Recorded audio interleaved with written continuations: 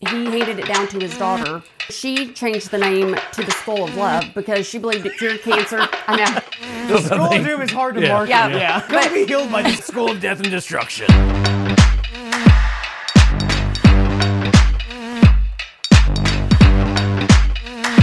Welcome back to Arsenic Culture, where beer don't count but bad decisions do. I'm Matt. I'm Jason. I'm Kendra.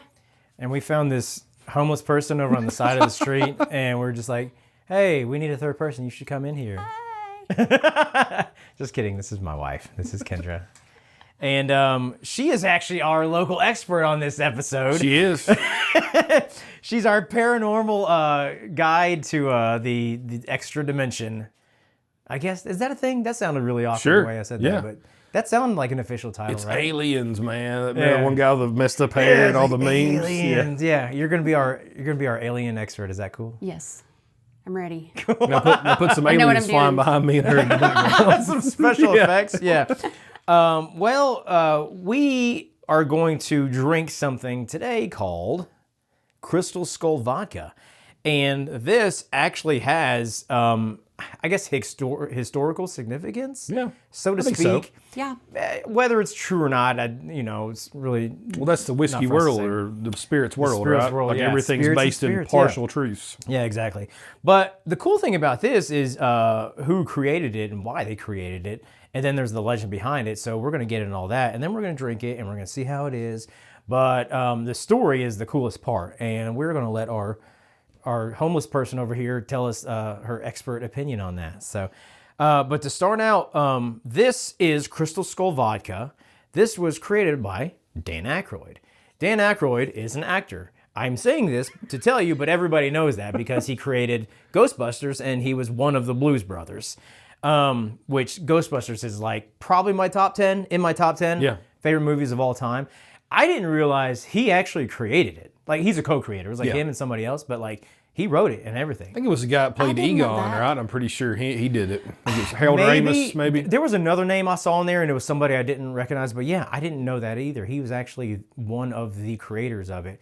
But he based it on his actual real life beliefs. And apparently he's kind of... Yeah, he's kind of a loony. I say that endearing... Gozer is real, man. Yeah, Gozer is I real. say that in a very endearing way because he seems like a cool dude. I'd love to hang out with him and talk to him about like ghosts and aliens and stuff like that. But Dan Aykroyd, he's reputed, he's like seen like, this is what he says. I can't remember the exact number. There's like 8 or 9 or 10 different UFOs. Like, he claims to have seen them. Whether that's real or not, I mean, I don't know. There's a lot of shit I see in the sky and be like, oh, that could be a UFO, and it's, like a cloud formation or something like that. Maybe he's hanging out with Jim Belushi at his weed farm. He's got a little too close to that. Dude, I wouldn't doubt if he's like doing LSD or something like that Yeah. and just like tripping and seeing stuff. But Although it's interesting, I know some very, very intelligent people, I guess not debatable, that really, really are passionate about, I've seen ghosts, I believe in ghosts, I've seen aliens. I'm like, okay. I mean, I've not personally, but I'll be maybe honest. they're real. I mean, I want to believe it. Yeah. I want to believe him. So that's my thing. It's like, I feel like, is it Scully or Mulder from the X-Files? Like, I want to believe. I think it's Mulder. Mulder. Yeah, it's like, I really do. Like, I have no fear of seeing a ghost float through my room because that would give me like affirmation that that aspect of reality is real. Yeah.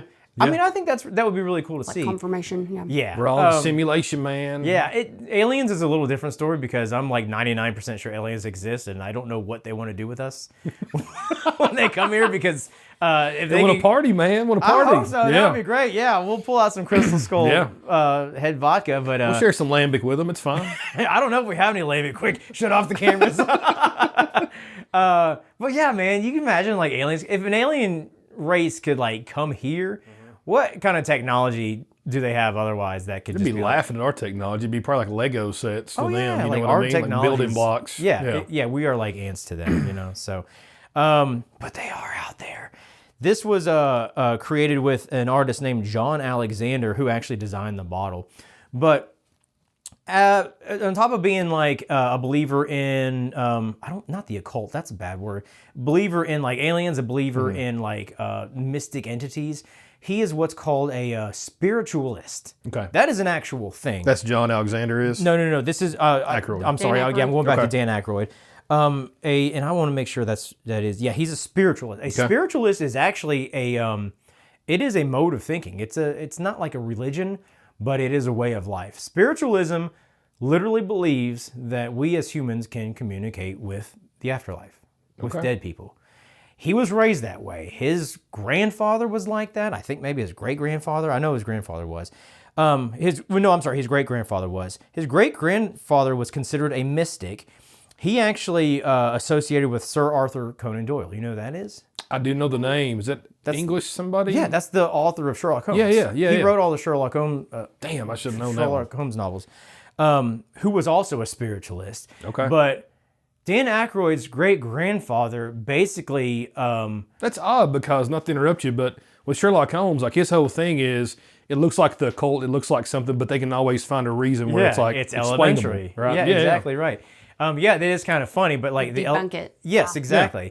But the elements that we brought in were based in spiritualism. I struggle for words sometimes, so thank you. You just let me know, and I'll give you all the words you need.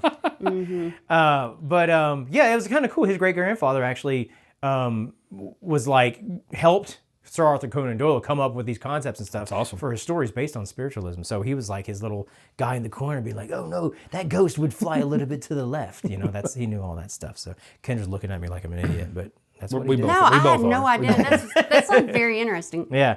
He wanted to create a vodka that was like absolutely pure, no additives. That's his big thing. No additives. It's filtered 7 times, super crystal clear. And the thing is, what I think is cool is that he's not like, now you see a lot of celebrities creating brands to jump on a bandwagon. You know, LeBron James, we just did his his tequila. Los Lobos. Los Lobos was actually really good. It was pretty good.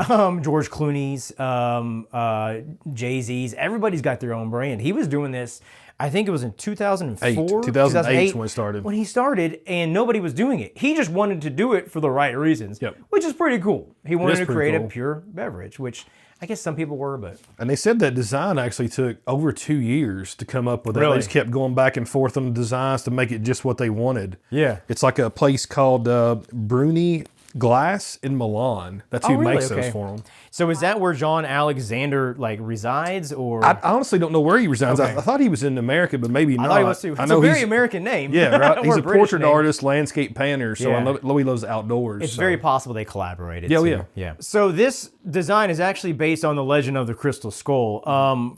I've seen multiple different stories on it. There was a big story recently, which you're going to tell us all about, Kendra, where somebody claims to have had one.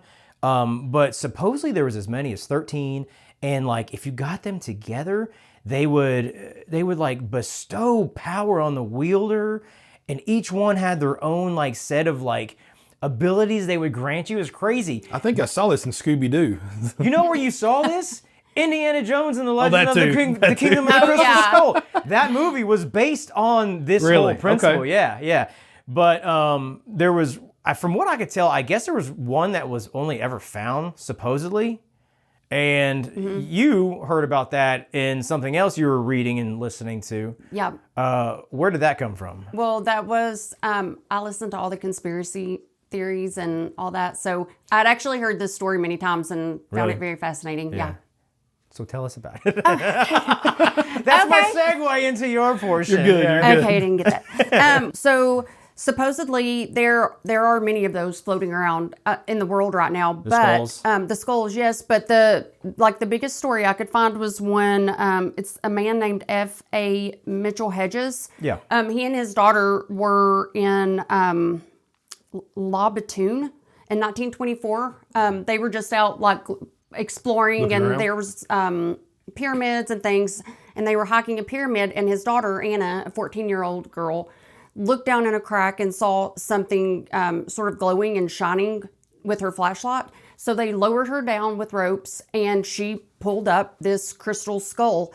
And so then they started talking to the Mayan people who were still there, and they were bowing down to him. They thought they really found something. Yeah, really? They were like, they really found something. And so they were in Mayan ruins. It was, yes. They were in Mayan ruins. It was called La Batoon. It's now, what's known as Belize now. Okay. But modern day like Laura Croft kind of, I mean seriously, like I mean, like it kind of Raider is. kind of thing. Yeah. So it was the dad and the daughter? it was a dad and a daughter, and I thought that he was an archaeologist, but he wasn't. They were just there exploring the land and supposedly stumbled upon this. You know what he is? He's an adventurer. Just like the last, just like on the Metaxa. He's a collector. I'm gonna start putting that behind my name when I sign adventure. Oh yeah, I want to get like, when you have a desk and you get your name on there, plaque as your title, not CEO, just adventurer. Yep. Yeah, I'm with it. That's awesome. Yeah. So according to those Mayans, they guesstimated that it was over 3,000 years old, and they say that 3,000 years ago, the Mayans used it to communicate with the gods. But they called it the Skull of Doom because everything about it was like negative, and rituals were used to do all these things. That's a badass name though. It is a badass name. I love it. Yeah. Okay, so from there, the family takes it home, the Hedges, and he takes it around to different places to let people view it and hopefully be healed or have a spiritual experience. So they were trying to quote unquote use it. Oh, they were trying to make money on it. Oh, yeah. okay. So they were trying to make money on it. I see. So when the dad passed away, he handed it down to his daughter. I see. And then she changed the name to the Skull of Love because she believed it cured cancer. I know. Because that is a better name. That is a better name for trying to make money off the of Skull something. of Doom is hard to market. Yeah. Go be healed by the School of Death and Destruction. You could take it to like Guar concerts and start it on. Yeah. Well, she took it on tour around the world, and of course people had to pay to view it, but she said it would cure cancer and give you psychic abilities. Golly, really? Things like that. But that's a really dangerous thing to say. I really wanted to believe in all of this, but then I realized that near the end of Anna's life, they refused to let anybody do scientific experimenting on it to date it and all that. So after she passed, they did do that. They started trying to figure out where it was from and all that, and they couldn't carbon date it. So there's no proof either way if that one specific is real. Is it an ancient artifact or? It makes you think some of this to it, though. Was that like a long time ago when they found it? I apologize, I didn't hear. It was 1924. Okay, I mean, I don't think they're like great at counterfeiting things to avoid carbon dating back then. But I guess not. But I mean, you can still like make stuff. You could out of stuff. You could, but still, I mean, it makes you think there's something to it. Well, that was another thing. A lot of the scientists thought that a rotary tool had to have been used to create it, which they would not have had 3,000 years ago. Good point. Technically, but but in Didn't have 1924, Dremels back then. I think they could have had ways to do it in 1924, but they said it was so perfect and smooth. Like some scientists believe that it had to be otherworldly. It was just too exact and perfect. But it was made of a clear quartz. Okay. It was actually quartz. Yeah. So that's a material that is easily found on Earth. Yeah. In very abundant old quantities too, though. Yeah. You could get a big old chunk of quartz. Well, this was a big one. It weighed over 30 pounds. Okay. Dang. Golly. Yeah. Okay, that is golly. How big is that? That's that's got to be like a bowling. That's got to be bigger than a bowling ball. It was really big. And one more thing I thought was super cool. Quartz is heavy though. Like, what does that weigh? I know it's not the quartz. This bottle of probably Crystal Head Vodka, 3 pounds. Like maybe even like 5. Yeah, so I mean, you got to think if that was real quartz and 3 times that size, solid, that's definitely 30 pounds. Like, quartz is pretty heavy. I don't know, maybe. What were we saying? Let's go find some quartz. And we actually have a bunch upstairs, and we got a whole rock collection. I was thinking of like bowling balls or something. Yeah, that's what I was thinking. That's So right. a bowling ball like that, I mean, even the heaviest 15 bowling, pounds. But the heaviest one's going to be what, 18? Yeah, probably. Yeah, so you got to go bigger than that. Yeah, you know what I'm saying? Good point. You could have like a 1.5 size bowling ball. That you have to have essentially 2 bowling balls. Yeah, full. That's a hell of a big skull. That's huge. They're just like walking around like a big old skull, like cradling it 30 pounds. I'm trying to imagine how they were. No, I cannot imagine that. Okay.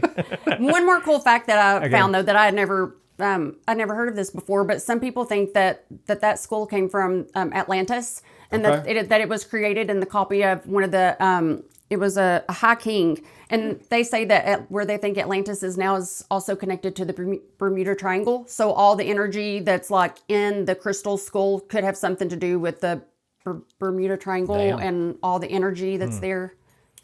It's housing a whole bunch of lost ships. Now that place is very, very concerning. Wait a minute. I agree. So where is the crystal skull now? Do we know? It is. Somebody has to have it, right? Somebody owns it. I think that it is. I think passed it's, down.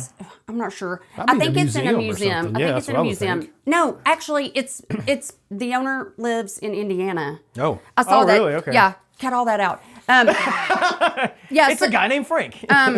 Yeah, supposedly it is currently in someone's possession in Indiana, Really? and I think Anna, before she died and handed it over, she did not want it to go to a museum because she knew it Gotcha. would be put behind glass and that its energy would be trapped within that. So Or they would she did figure not out it want was, that. or they would figure out it was made in their, Made in China. Yeah, Or that. they're gonna see Yeah. the made in China thing carved in the bottom. They're like, quick, Little you gotta sticker, just a rub little it out. Yeah, they couldn't ever get the sticker off. It left some residue. They're like, man, they. Can't It's let hard to anybody get those inspect off. that. It's Yeah, hard to the get those adhesive off. they used in 1924 was You something gotta else, use man. Goo Gone. You gotta get some of that good stuff. You had to wait till 1984 when Goo Gone was invented and rub it off. But that's still a really cool story. Oh, it's though. Like, I yeah, love, I for love sure. hearing shit Well, like I think that. also it shows you like a lot of like movies we've seen or TV shows are probably based off of some of that, right? I mean, Like Indiana I Jones. think like so, that. too. But I mean, the Scooby Doo stuff. You've seen all these things in Tomb Raider. I mean, it's all very similar. Have you ever seen the Crystal Indiana Skull. Jones? The Oh, yeah, I've seen all those. Kingdom of the Crystal Skull. Yeah. Yeah, that was okay. Yeah, it's one of the later ones, right? Yeah. Yeah. But they're like they had the skull was like an alien skull. Yes, it had like a really long head. It was did. And you're right. I weird. remember Yeah. that. They're actually, speaking of that, though, we're getting ready to show, I think it's Raiders of the Lost Ark or Temple of Doom at the Kentucky Theaters. Really? Temple of really Doom's my cool. favorite. Temple of Doom's my It's coming, like next month, I think. Yeah. So tell us about the actual liquid in this bottle. I'll tell you a little bit about this. So how it's made, it is made with high quality ingredients, Matt. That's the first thing.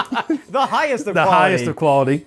It is actually made with corn, peaches, and cream variety. Dude, Which I sounds saw that. fantastic, That sounds right? amazing. Peaches and cream. That- Yeah. Is that a type of corn? It is. I've seen it in stores, like you go to farmer's market or something around here, and I've seen peaches and I'm cream. surprised It's you just a all different didn't have it variety. growing up. I feel like I never- did. Is it speckled, white, and yellow? I'd assume it is. Well, you but all grew I up didn't like actually. the same area, and I feel like that's Yeah, but something I like. don't think I ever remember anybody saying it's peaches and cream variety, sweet corn, and from the garden. sweet That's corn, kind of yeah. what you looked at. Anyway, it's distilled into from the corn.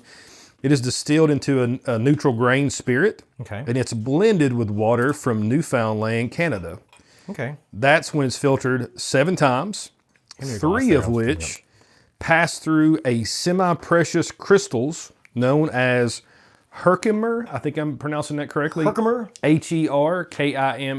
Okay. Crystals? Diamonds. Diamonds. They're actually call them They're diamonds. actually not as fancy as diamonds. They're a type of quartz that's found in Herkimer, New York. Which is fitting though, because Weird, the crystal right? skull was quartz. Yeah, good call. Right. I literally just drew that connection right now. I can see the smoke coming out. Yeah. Click, click, click.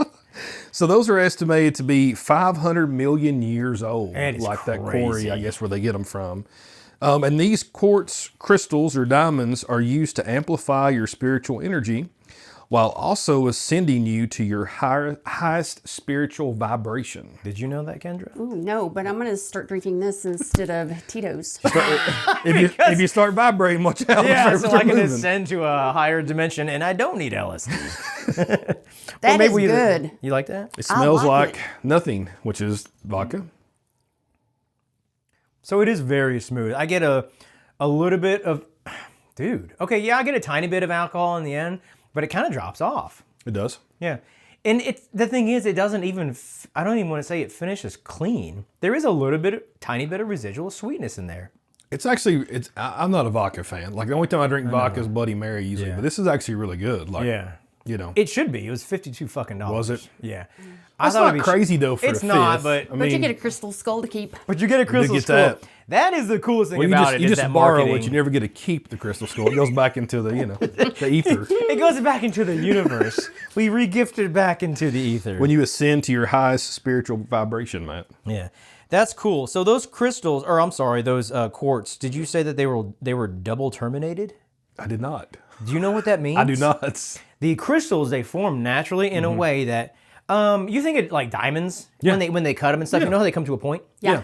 These crystals, these quartz crystals, when they're naturally formed underground like that, there's so much pressure and it's happened over such a long period of time that they have, when you pull out like a chunk of crystal, the naturally forming aspect of it, it comes out into 2 points.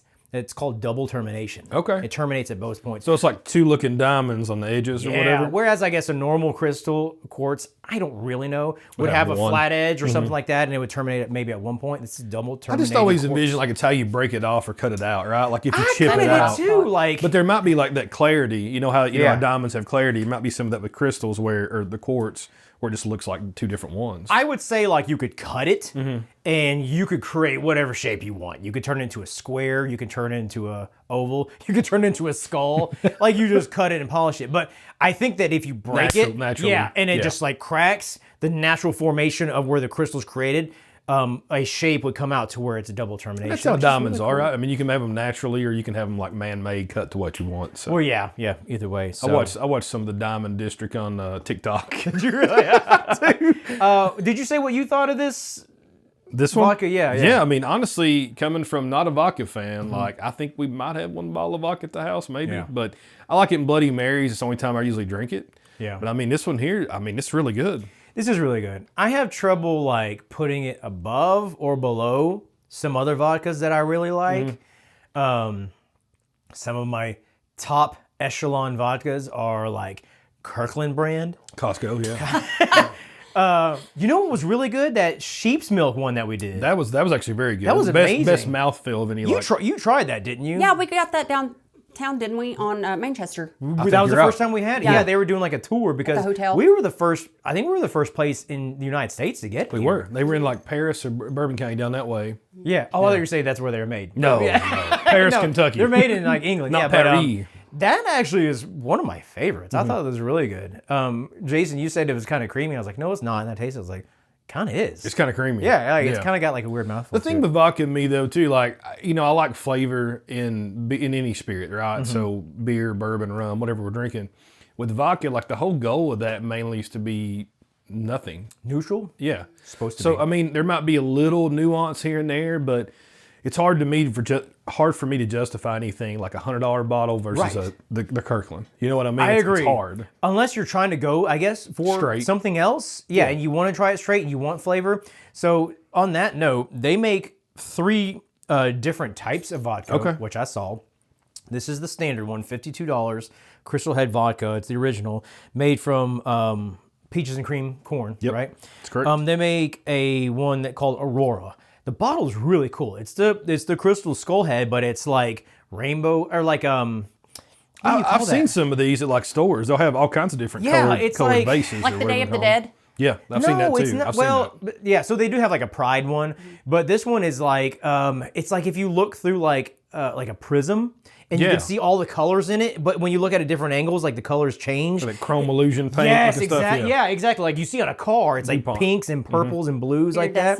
Kind of. Yeah, exactly. It's very iridescent. It's cool. That one is made with English wheat.